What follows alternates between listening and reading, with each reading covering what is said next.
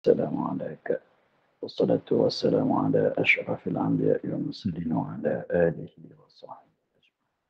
سبحانك لا علم لنا إلا ما علمتنا إنك أنت العليم وتب علينا إنك أنت التواب الرحيم. رب زدنا علما لا حول ولا قوة إلا بالله.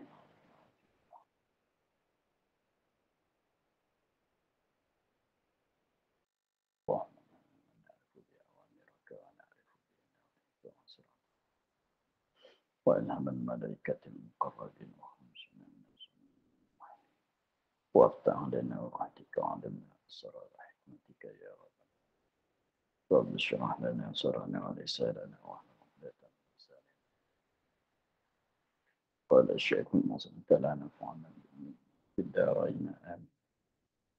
سكن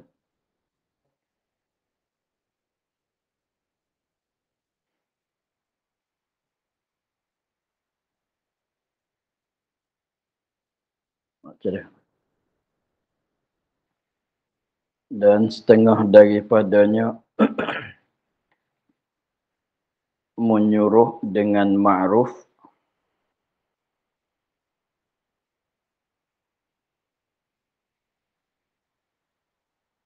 dan menegahkan yang mungkar.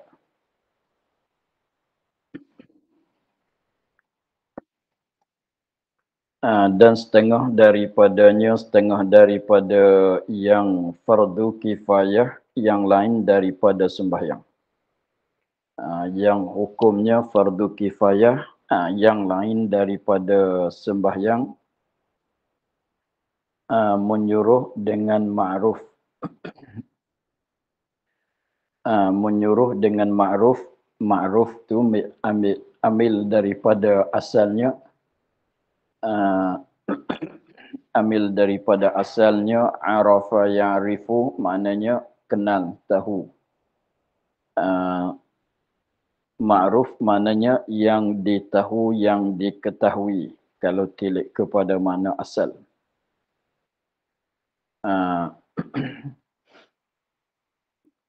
Kalau tilik kepada makna asal tu maknanya perkara yang terkenal dengan baik.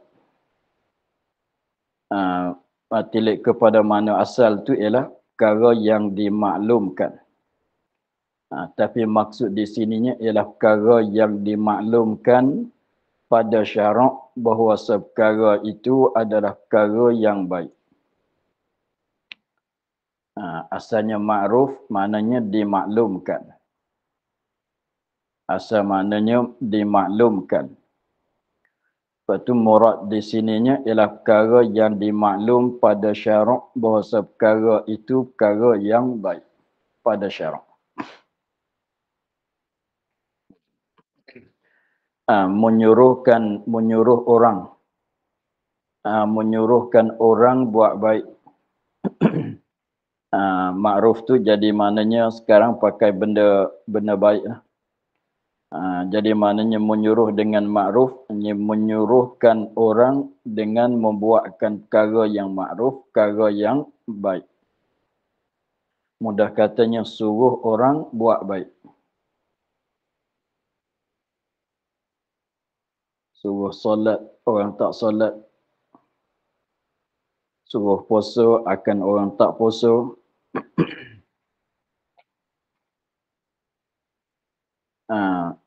Dan menegahkan yang mungkar.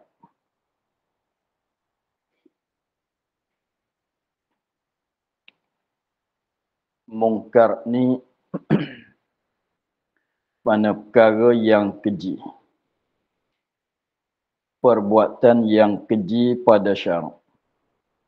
Tak solat, bercuri, berzina, berjudi dan sebagainya, mengupak. Itu perkara yang mungkar pada syarak. Mungkar ni perkara tak elok, perkara tak baik.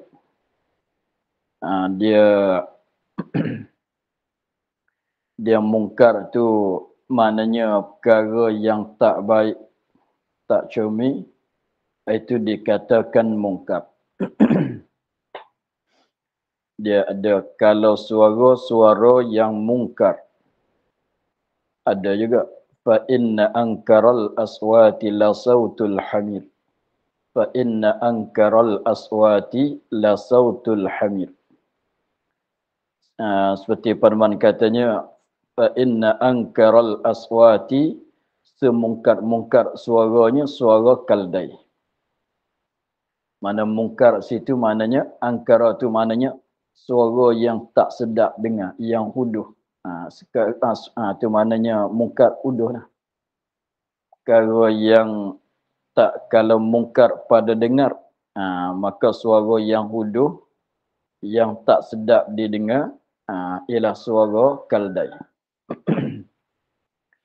Sebab tu panggil malaikat yang menyoal tu, kalau soal orang kafir, mungkar nakir. Mungkar sebab apa panggil mungkar? Sebab rupa dia tu rupa yang dia datang soal orang kafir tu dengan besar suara dia, dia tu hitam, mata dia tu biru, jadi tak lulus nak tengok.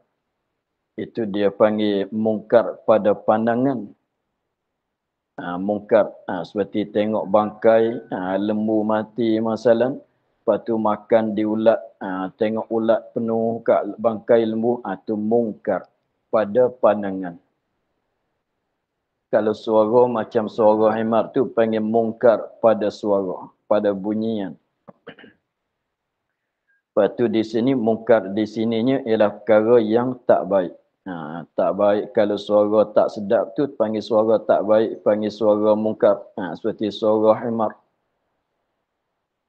Maka maksud di sininya menegahkan, melaranglah. Melarangkan, maknanya kita larangkan orang daripada membuatkan perkara yang mungkar, perkara yang keji pada syarak. Perkara yang dilarang oleh syarak. Maka menyuruhkan ma'ruf, menegahkan mungkar itu setengah daripada perkara yang hukumnya fardu kifayah. Kalau semuanya dalam negeri itu tidak ada siapa yang mengerjakan perkara menyuruhkan ma'ruf, menegahkan mungkar itu, maka berdosalah di atas kesemuanya. Mesti kena ada seorang atau dua orang, seorang mengerjakan perkara yang ini. Katanya menyuruhkan dengan ma'ruf dan menegahkan yang mungkar pada barang yang diiktikad oleh orang yang disuruhkan ma'ruf dan mungkar.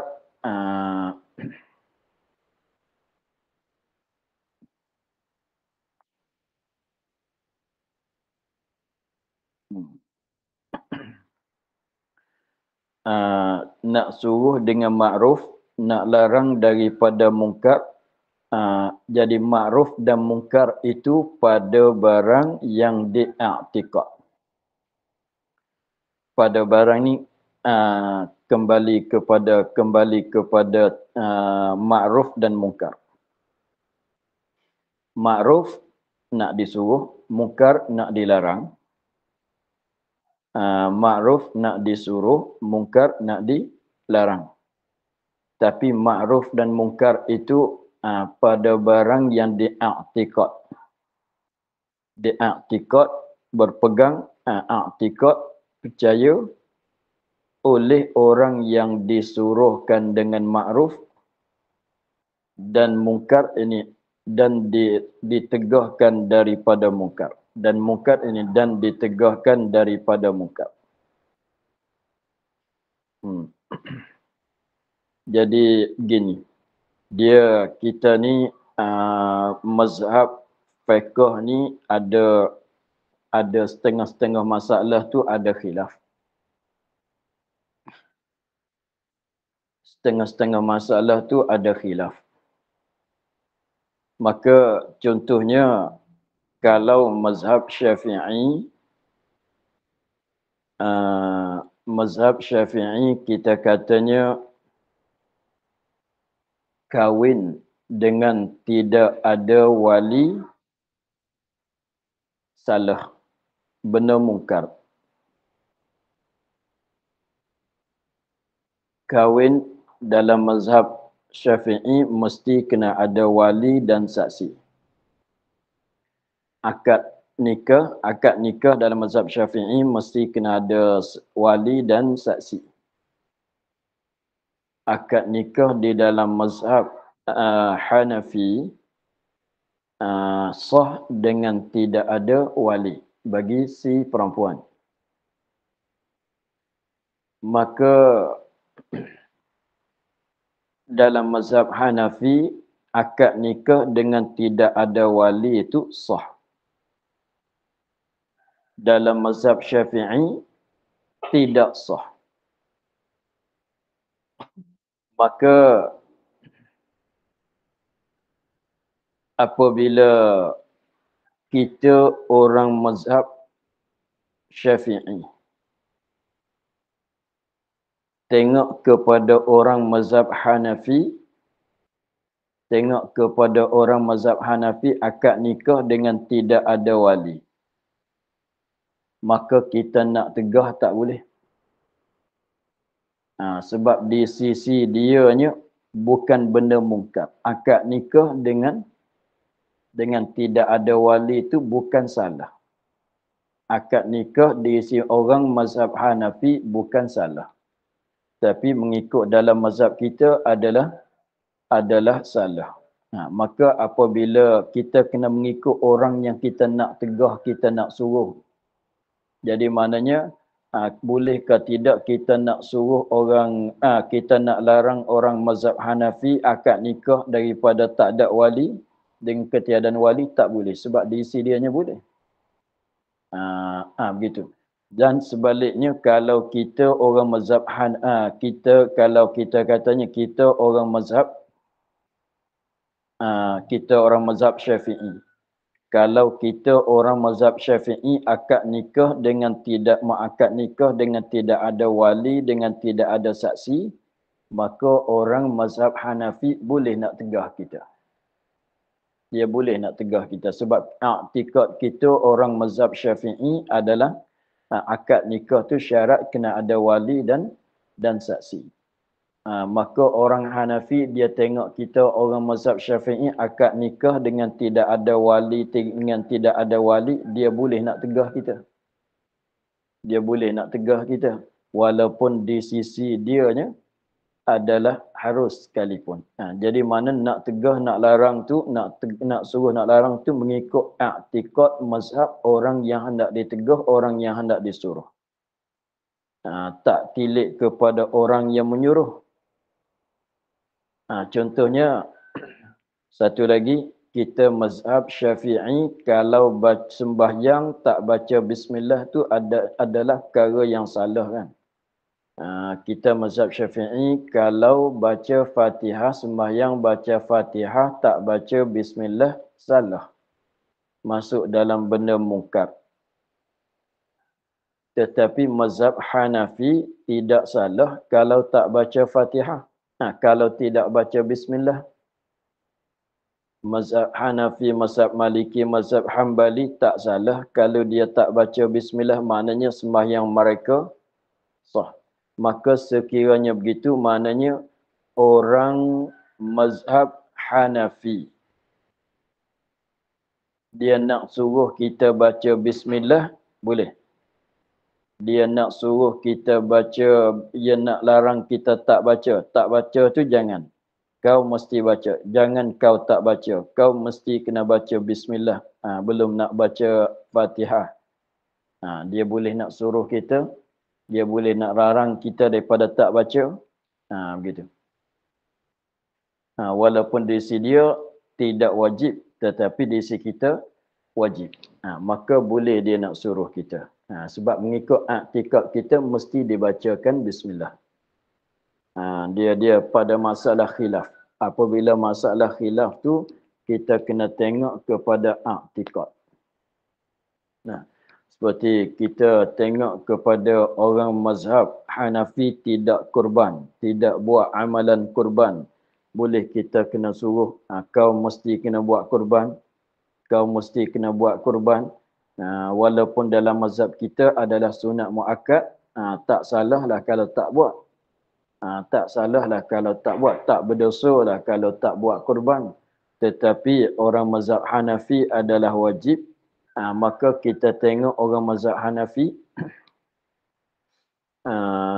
kita tengok orang mazhab Hanafi tak buat kurban, boleh kita nak suruh dia, kau mesti kena buat kurban. Mengikut i'tikad dia, orang mazhab Hanafi adalah wajib. Maka kita suruhlah. Tapi kalau kita nak suruh, nak paksa orang mazhab Syafi'i buat kurban, boleh ke tidak?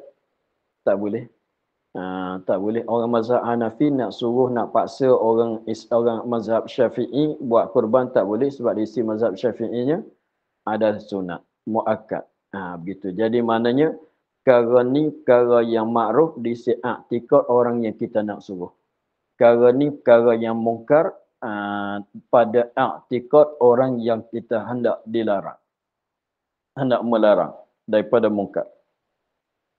Jadi pada i'tikadnya, i'tikad orang lain, orang yang kita nak suruh buat benda baik tu, i'tikad kata benda tu benda wajib.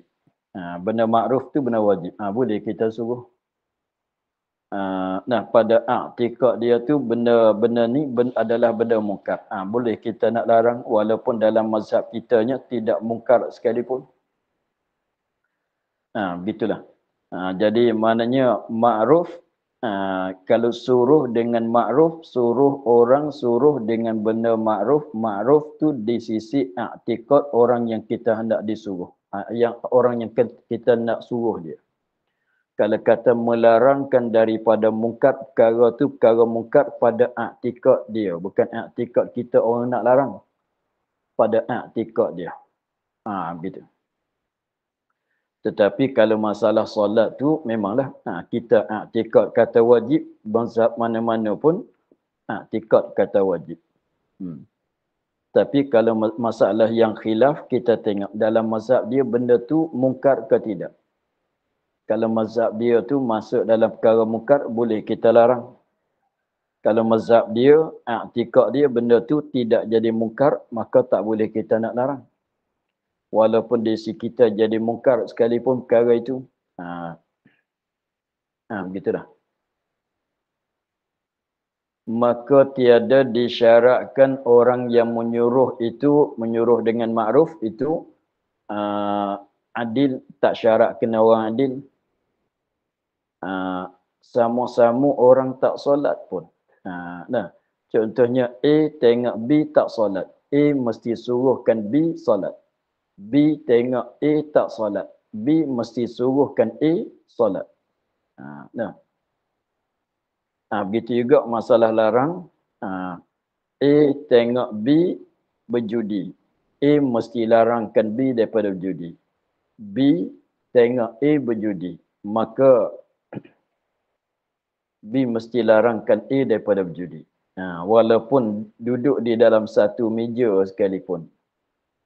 Jadi maknanya kalau orang tu berjudi dua orang masalah, dia berjudi memanglah nak berjudi itu jadi dua orang kan. Jadi maknanya dua orang tu berdosa tentang berjudi itu satu, berdosa tentang tak larang daripada mungkar tu satu lagi. Seperti lelaki dan perempuan tu dia nak berzina, lelaki mesti kena wajib di atas lelaki itu larang perempuan daripada berzina. Perempuan tu pun wajib larang lelaki daripada berzina. Tetapi akhir-akhir jadi berzina juga. Na'udzubillah. Tetapi akhirnya jadi berzina. Maknanya dua orang tu berdosa berzina satu, berdosa tidak menegahkan daripada mungkar. Lepas tu dia ada dua orang kan. Jadi siapa lagi nak larang? Siapa lagi nak larang? Lelaki tu kena larang perempuan, perempuan tu kena larang kan lelaki sebab tidak ada orang lain nak larang kan. Jadi mana berdosa dua kali, berdosa berzina tu satu, berdosa tidak melarangkan, menegahkan daripada mungkar tu satu lagi. Tetapi kata Imamul Haramain, Dan wajib atas orang yang mengerjakan minum itu minum arak. Masalah masalah minum, yakni minum arak masalah itu ia ingkar atas orang yang duduk tempatnya. Orang duduk bersama dengan dia, orang semeja dengan dia. Jadi kita katanya A, B, C. Tiga orang ni nak minum arak. Duduk sekali duduk bersama nak minum arak. Jadi A mesti larangkan B dan C daripada minum arak. B mesti larangkan A dan C daripada minum arak. C mesti larangkan A dan B daripada minum arak. Kena larang walaupun sama-sama nak buat sekalipun mesti kena larang. Jadi kalau minum juga tu maknanya kalau tak larang minum serta tak ada larang maka dua kali berdosa. Berdosa minum arak tu satu, memanglah dosa besar lah.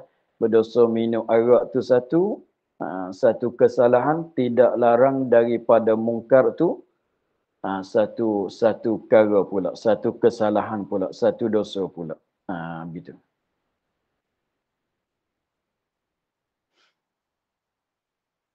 Dan kata Imam Ghazali,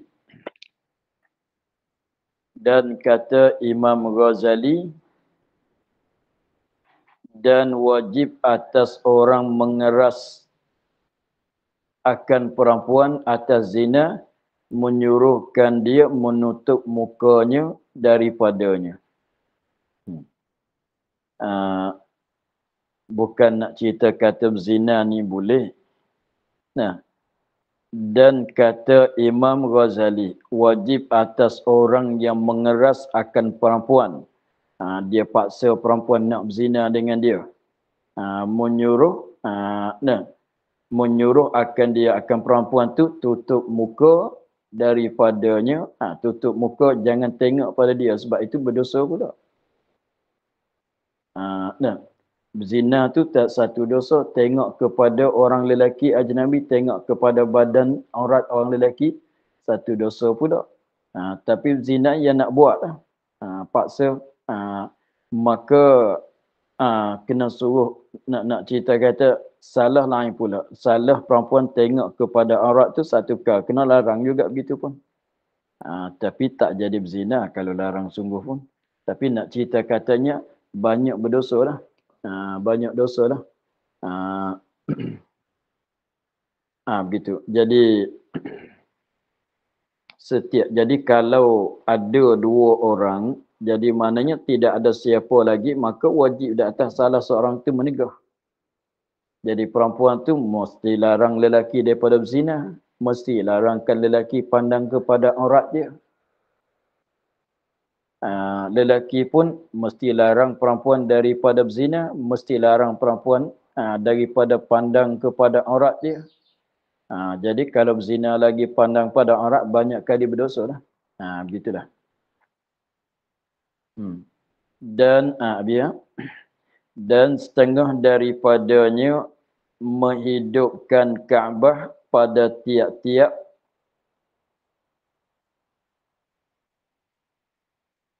tahun, pada tiap-tiap tahun dengan haji dan umrah. Setengah daripada fardu kifayah menghidupkan Kaabah, menghidupkan, meramai-ramaikan Kaabah, mengimarahkan Kaabah dengan pada tiap-tiap tahun, satu tahun sekali kena ada. Menghidupkan dengan secara mana? Dengan haji dan umrah. Jadi maknanya macam COVID baru ni, kalau kita katanya, tapi ni kira katanya tak ada keuzuran lah. Sekiranya satu tahun itu tidak ada siapa pergi tawaf pada Baitillah, pada haji dan umrah, maka berdosa di atas semua orang mukallaf. Berdosa di atas semua. Tak kira orang di Saudi ke, di Melayu, di Petani, di Malaysia, di mana sekalipun, seluruh dunia tu berdosa ke semua. Orang mukallaf seluruh dunia berdosa ke semua. Sebab tidak ada tahun itu tidak ada orang yang pergi buat haji, buat umrah, tidak ada orang tawaf. Kaabah ni tawaf je lah. Tawaf pada Kaabah. Itu berdosa kesemuanya. Jadi maknanya mesti kena ada juga. Mana-mana seorang dah cukup daripada siapa orang mana-mana sekalipun orang akil balik, orang mukallaf pergi buat haji dan buat umrah pada Baitullah. Setiap tahun mesti kena ada. Sekiranya kalau satu tahun tu kosong, maka berdosa di atas kesemua orang. Orang mukallaf. Itu makna katanya setengah daripada fardu kifayah menghidupkan Kaabah, meramaikan Kaabah dengan secara pergi buat haji dan umrah. Maknanya begitu. Setiap tahun kena ada sekali. Tapi kita tak terfikir benda ni sebab setiap tahun melimpah orang pergi buat haji dan umrah. Jadi tak terfikir lah. Katanya fardu kifayah.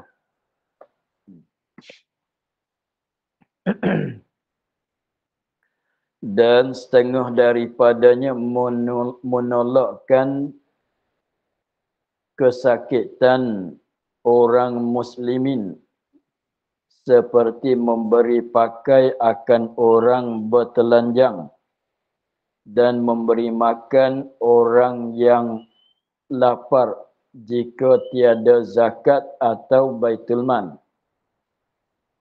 Setengah daripada fardu kifayah setengah daripada fardu kifayah yang lain daripada solat menolakkan kesakitan, yakni kesusahan, seperti tak ada pakaian, seperti tak ada makanan orang muslimin. Contohnya kita katanya apabila berlaku banjir, banjir yang kuat sehingga tenggelam segala rumah-rumah, maka manusia orang di kampung itu tidak ada makanan yang hendak dimakan. Tidak ada makanan sebab nak masak pun rumah semua dah tenggelam, duduk kat bumbung.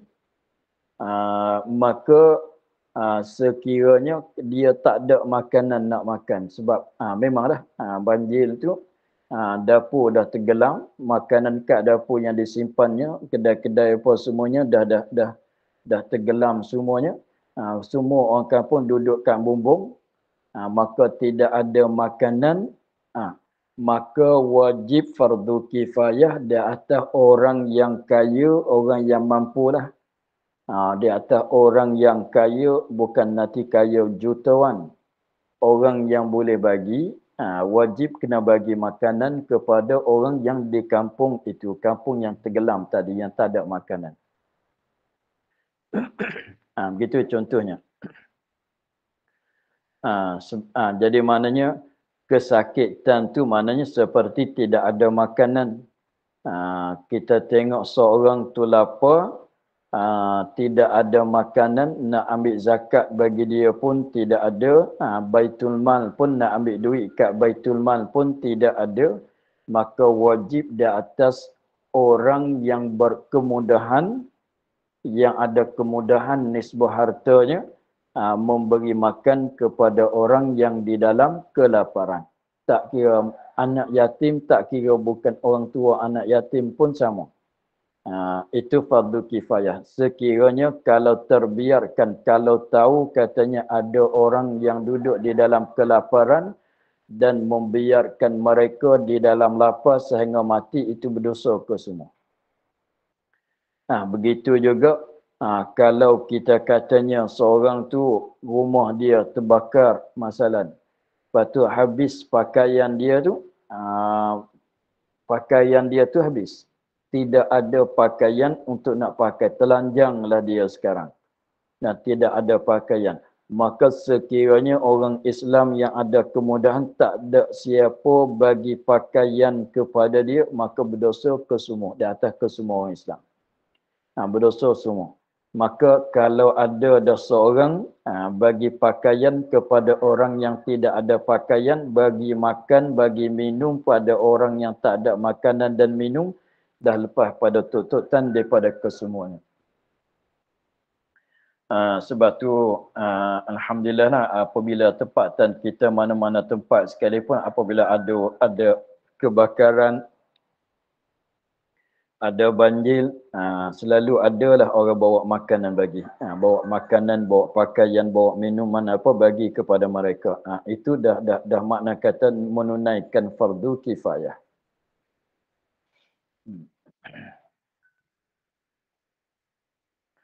Itu mana katanya, dan setengah daripadanya menolak kesakitan orang muslimin. Mana melepaskan akan orang Islam daripada kesakitan.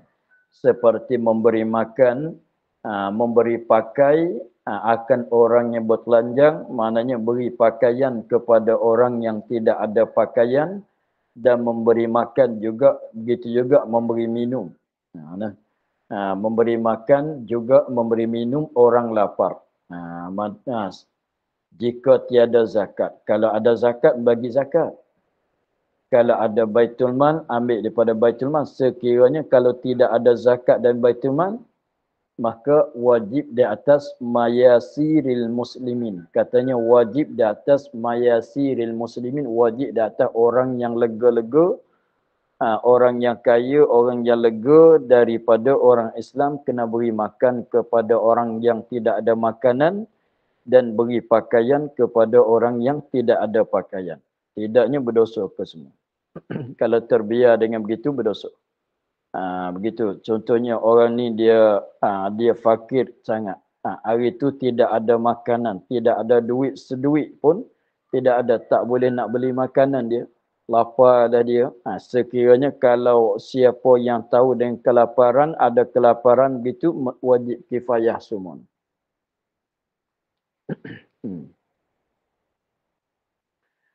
Dan setengah daripadanya menanggung syahadah dan menunaikan dia kan syahadah. Menanggungkan syahadah mana jadi saksi. Bukan. Menanggungkan syahadah dan menunaikan dia kan syahadah. Menunai itu mana menunaikan saksi di depan mahkamah. Mana menunai itu mana naik jadi saksi di depan mahkamah. Begini. Dia menanggung ni maknanya kalau orang tu dia jual beli masalah.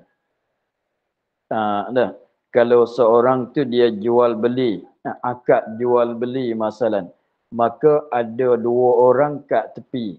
Nanti tengok, nanti perhati. Maka itu panggil kata menanggungkan syahadah. Contohnya kita katanya A dan B berjual beli dua orang tu. A dan B berjual beli. A dan B berjual beli.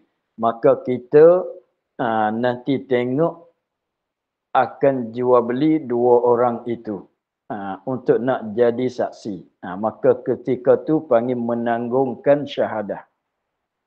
Tengok untuk nak jadi saksi, dengar untuk nak jadi saksi itu dikatakan menanggung akan syahadah. Lepas tu apabila kita tengok dengan mata, apabila kita dengar, ketika kita tengok orang akad masalah, kita tengok orang, kita dengar orang akad tu, ketika tu menanggungkan syahadah. Menanggung, terima. Dan menunai apabila ada kes di antara dua orang itu di depan, apabila ada pengaduan di depan mahkamah, maka kita orang yang menanggung tadi tunaikan saksi di depan hakim. Maka itu katanya menunai. Jadi makna syahadah ni ada menanggung, ada menunai. Ada menanggung, ada menunai. Maka setengah daripadanya sekiranya suatu perkara yang berhajat kepada ada saksi, maka sekiranya tidak ada orang yang menanggung jadi saksi dan tidak ada siapa yang menunaikan saksi, maka berdosa di atas kesemuanya. Pada setengah-setengah pada masalah yang wajib kena ada saksi. Dan setengah daripadanya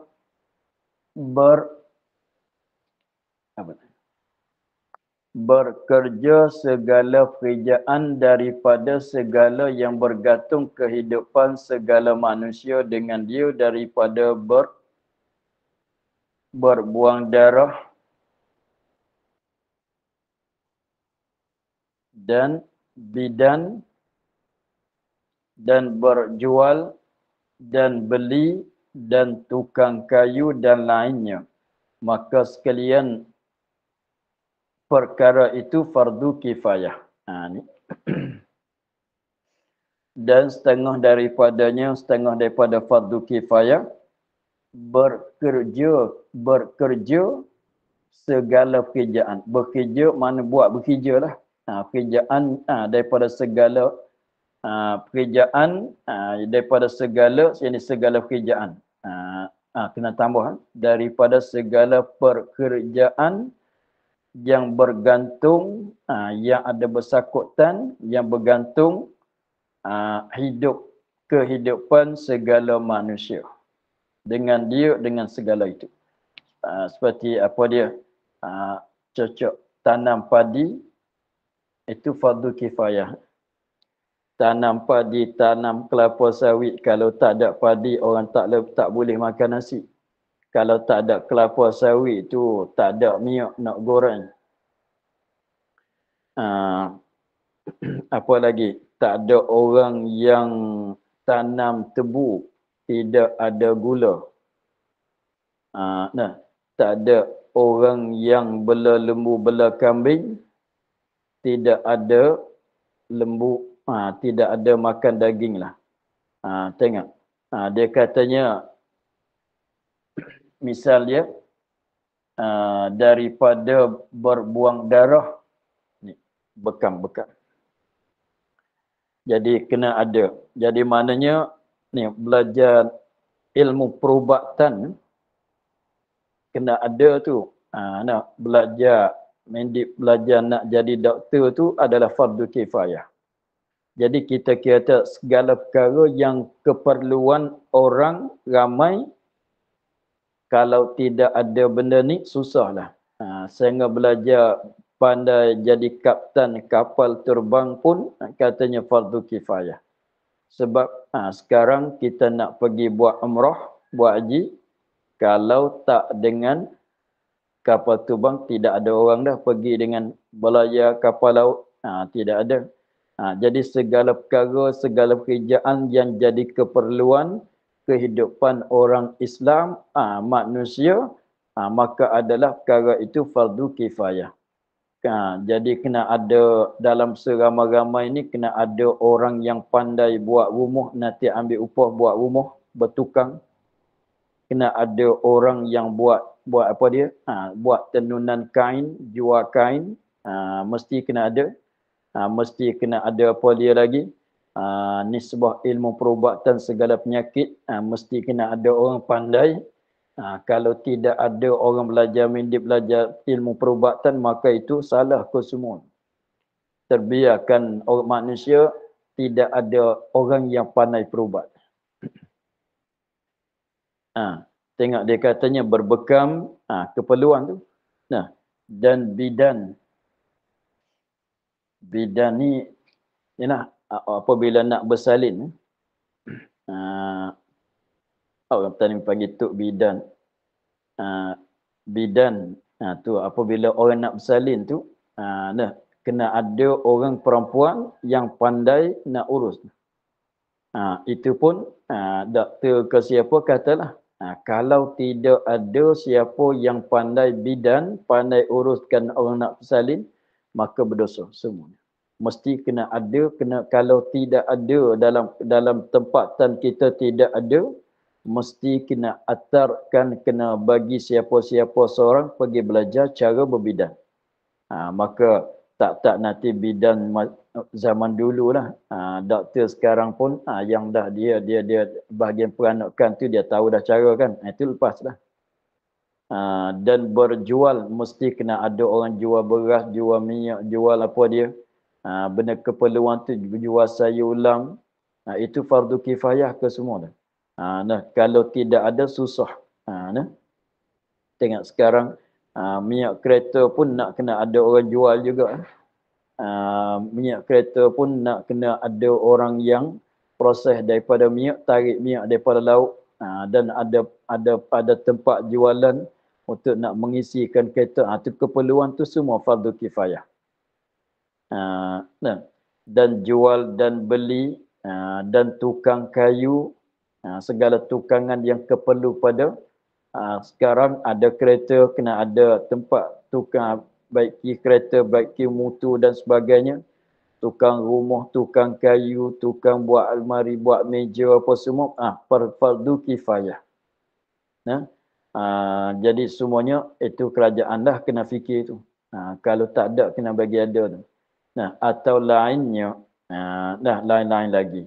Banyak perkara lagi. Segala keperluan kehidupan orang mengikut adat masing-masing, maka adalah wajib. Tapi kalau tempatan kita ni, tempatan kita unta tak perlu kan, maka tak fardu kifayah lah. Kita katanya benda dalam adat tempatan kita tak perlu kepada ada unta kan. Maka itu taklah. Kita katanya tanam tama, tanam kurma, pokok kurma. Orang Melayu kita kalau tak makan kurma pun tak jadi kesusahan, cumanya tak dapat sunat nak buka puasa begitu, nak tahnik anak susah begitulah. Tapi tak jadi keperluan. Maka tak jadi fardu kifayah lah tanam pokok tama tu, pokok kurma tu. Tapi tempatan kita padi mesti kena ada. Orang tanam padi tu mesti kena ada. Kalau tidak ada orang tanam padi tu, contohnya sekarang tu boleh ambil padi pada luar, ambil beras pada luar negeri kan. Tapi kalau zaman dulu, kalau dalam tempatan tu tidak ada tanaman, maka tak ada orang jual beras, maka jadi kelaparan. Itu maka fardu kifayah. Jadi banyak perkara tu, fardu kifayah, kena ada polis, kena ada doktor, kena ada hakim, kena ada apa tu, fardu kifayah berlaku. Ke semua. Dan segala perkara yang jadi keperluan kehidupan orang-orang Muslim, air pun begitu juga. Air pun ada begitu juga. Mesti kena ada sungai, kena ada apalah untuk dapat orang tu minum air, gunakan air. Macam itu. Tapi sekarang tu kerajaan ambil tanggungan kan. Mesti sampaikan air setiap rumah. Segala keperluan orang manusia tu adalah fardu kifayah ke semua.